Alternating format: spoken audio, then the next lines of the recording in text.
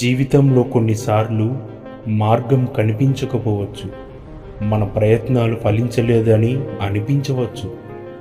కానీ దేవుడు నిన్ను మర్చిపోలేదు.